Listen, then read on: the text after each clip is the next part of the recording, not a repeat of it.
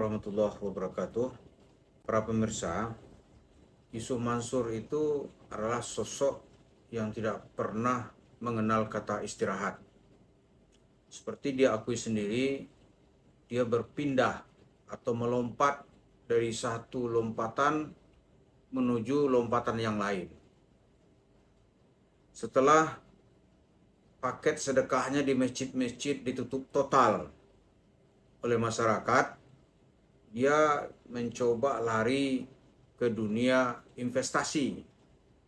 Ternyata investasi itu juga tidak bertahan lama karena memang tujuan Yusuf Mansur untuk meraup uang dari investor, dan dia tidak punya niat baik bagaimana mengembangkan usaha ini secara bersama-sama.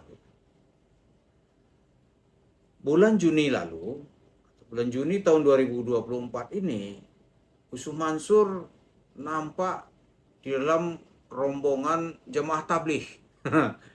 Dia khuruj katanya. Dia khuruj.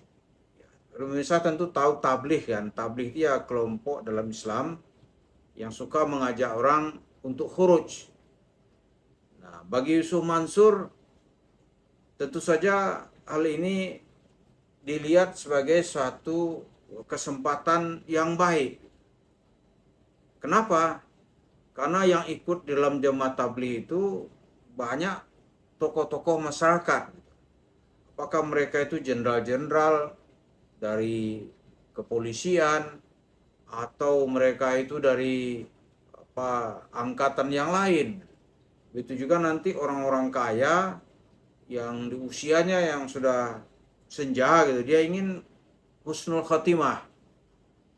Dia ingin beristighfar, mendekatkan diri kepada Allah. Dan ini biasanya ikut keluar untuk beberapa waktu, apakah 3 hari, apakah sebulan, apakah nanti 3 bulan, khuruj. Tidak ada yang dibicarakan kecuali kalimat-kalimat yang baik.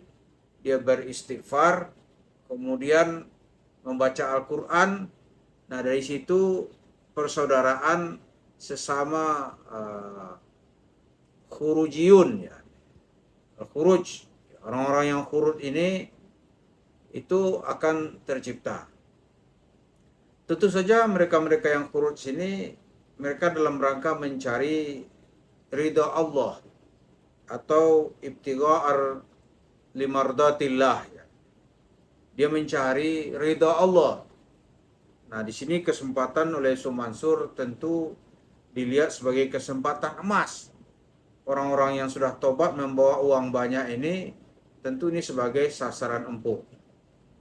Kenapa kita menilainya seperti itu? Kita lihat background Yusuf Mansur yang sudah-sudah itu, di mana dia hadir, di situ nanti pasti menimbulkan masalah duit. Di kelompok tabligh ini, itu dulu ada seorang pangeran yang ikut tabligh oleh Yusuf Mansur. Pangeran ini diperdaya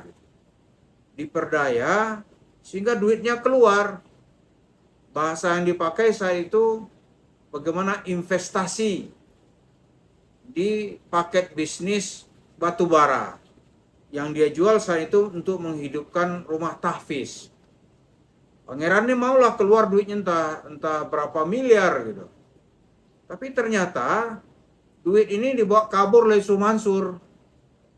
Maka sang pangeran ini mengancam kalau uangnya tidak dikembalikan, itu Yusuf Mansur akan pindah alam.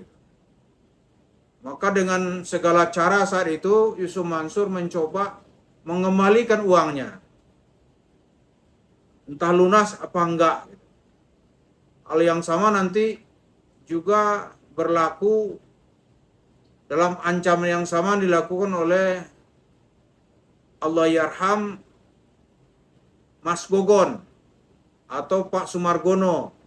Itu dia sampai mengancam, kalau duit bos saya, kata Margono, tidak dikembalikan, ente benar-benar gue bunuh, cok. Jadi Yusuf Mansur tergopoh-gopoh entah mencari dari mana, dia usahakan kembali. Cuma bagi kita kan aneh nih, orang mau tobat kok dipalakin gitu. Tapi ya itulah Yusuf Mansur. Di mana ada kesempatan dia sikat aja, dia jual lah bahasa-bahasa orang yang lagi rindu akan siraman rohani gitu. Di tabligh ini ya saya kira dia akan melakukan hal yang sama. Nggak ada cerita lah karena secara DNA gitu kan lu ada penelitian itu. Ya 85-87% DNA Yusuf Mansur ya pasti mengarah kepada hal-hal yang negatif. Siapa yang berhubungan sama dia pasti habis. Sesuai dengan bahasa yang dia kemukakan itu kita harus tos-tosan dengan Allah. Rekening dikosongin. Harus dikasihkan semua kepada Yusuf Mansur. Nah, di foto itu akan lihat nanti itu dia sedang ikut khuruj di dalam kelompok jamaah tabligh.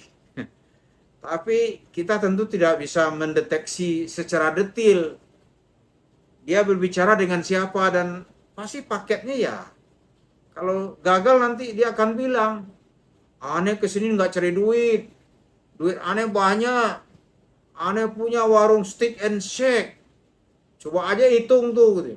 Satu warung aja bisa modalnya 10 miliar. Gitu. Itu kalau gagal.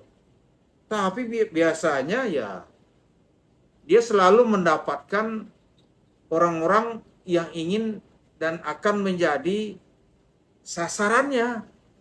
Begitu nanti menjerit, baru kita tahu, oh ternyata kunjungan ke tabligh tanggal sekian, dia bukan mau khuruj, tapi dia mau lihat itu siapa yang ikut nih gitu. Ini sasaran, dia biasanya hafal Mansur itu. Feelingnya jalan aja, wah ini layak kita apa ini, kita jadikan mangsa gitu. Jadi kalau menurut kita, dia itu sebenarnya bukan ikhlas itu. Mau ikut khurud bersama teman-teman di jamaah tabligh, saya yakin enggak itu. Tapi tujuannya apa? Dia ingin mencari siapa ini yang duitnya banyak, yang mungkin kalaupun disikat oleh Yusuf Mansur nanti, orangnya enggak akan berteriak. Itu. Ya, kalau sekali datang misalnya, dia bisa membangun 2 warung steak and shake, kan lumayan gitu. So, kalau dia tabligh sekarang ini, orang sudah nggak percaya.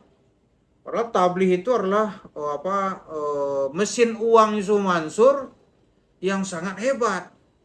Seperti cerita Pak Soeharto itu, dia tampil Ustaz. Paling juga 1 jam 2 jam lah ngomong, itu dapat 3 goni. Bukan 3 karung loh ya, 3 goni. Ya, karung itu lebih kecil lah ya. Kalau goni itu tempat beras itu, yang 50 kilo. Coba 3 goni itu dia bawa uang itu sekali datang. Gitu. Itu sekarang udah ditutup. Maka dia melihat cerah sekarang nih, ini kelompok ini cenderung nggak rasional ini gitu. Layak didekati. Gitu. Kita menyorot ini tentu, ya kalau kita bilang suruh hati-hati, kalau ada jemaah bilang tuh duit gue ente mau apa ya, kita juga nggak bisa bilang apa-apa gitu. Cuma akan terlihat nanti begitu ada yang kena sasaran, lama-lama menjerit. Karena Yusuf Mansur nanti akan lari dan menghilang. Jadi dia masuk ikut kelompok tabligh kemarin itu khuruj bukan karena dia mau khuruj. Dia mau lihat ini siapa yang punya duit ini gitu. Itu yang dia cari. Nanti ditawarkan misalnya paketnya banyak nih, ini sohib gitu. Sampai terakhir kan di perumahan Kesa Al Mansur kan dia juga berurusan dengan kepolisian. Dia berurusan dengan pengadilan gitu. Nah, di tabligh saya yakin ini sasaran juga nggak jauh dari daerah-daerah yang begituan. Jadi di tengah cerita zikir-zikir itu yang dipikirkan semua ya fulus. Begitu. Dilihat kira siapa yang ikut. Nih bapak ini misalnya ya, ini jenderal ini. Duitnya banyak ini. Mulai dia dekati itu. Nanti begitu dia dapat, dia nggak kenal lagi, menghilang itu. Nanti baru dicari, diancam, lu mau pindah alam atau kembaliin. Nah, baru nanti terdengar cerita Yusuf Mansur membayar cerita investasi yang dilakukannya di kelompok tabligh. Mari kita lihat perkembangannya, bagaimana petualang Yusuf Mansur ini dari satu masjid ke masjid lain. Nah, sekarang nampak dia di kelompok tabligh. Dia mau khuruj 3 hari, bagi Yusuf Mansur itu 3 hari dapat sekian kan nggak masalah gitu. Cerita-cerita agama akhirnya nanti orang-orang jatuh hati, depositonya dicairkan, pindahlah uang itu ke tangan YM. Maka salah satu bentuknya nanti mungkin dalam paket bisnis yang disebut dengan berbisnis warung steak and shake. Kenapa warung steak and shake ini kita sebut berkali-kali? Karena ini sekarang andalan Yusuf Mansur. Kalau paket lain, misalnya Paytren, sudah dibunuh mati oleh OJK. Sudah dibunuh mati. Dia mau cerita umrah ya, yang 7.426 orangnya nggak berangkat gitu. Maka sekarang dia cerita yang real. Orang yang mengenal Yusuf Mansur pasti nggak mau. Tapi kan mana tahu satu dua nanti yang nggak mengenal dia, ya ceritanya enak, ya itu biasanya akan tersangkut dalam program-program bisnis yang seolah-olah menguntungkan, yang seolah-olah memberikan kenyamanan spiritual, rumah tahfiz lah dan segala macam. Mari kita tunggu korban-korban yang akan menjerit akibat perlakuan Yusuf Mansur. Terima kasih. Assalamualaikum warahmatullahi wabarakatuh.